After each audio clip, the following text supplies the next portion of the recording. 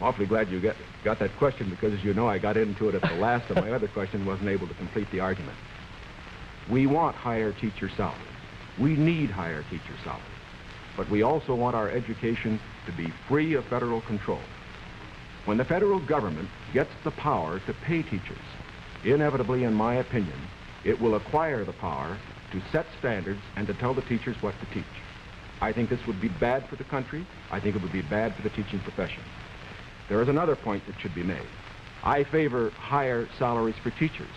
But as Senator Kennedy said in January of this year in the same press conference, the way that you get higher salaries for teachers is to support school construction, which means that all the local school districts in the various states then have money which is freed to raise the standards for teacher salaries. I should also point out this.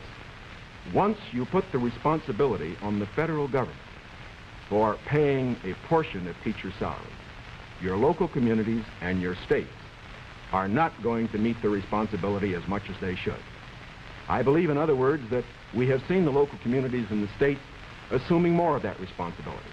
Teacher salaries, very fortunately, have gone up 50% in the last 8 years, as against only a 34% rise for other salaries. This is not enough. It should be more. My objection here is not the cost in dollars. My objection here is the potential cost in controls and eventual freedom for the American people. Power over education, and that is the greatest power a government can have. Senator Kennedy's comment?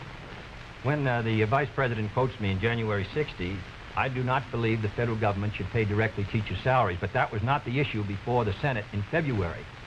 The issue before the Senate was that the money would be given to the state. The state then could determine whether the money would be spent for school construction or teacher salary.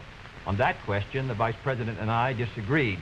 I voted in favor of that proposal and supported it strongly because I think that that provided assistance to our teachers for their salaries without any chance of federal control.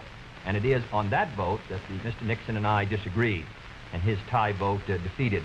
His breaking the tie defeated the proposal.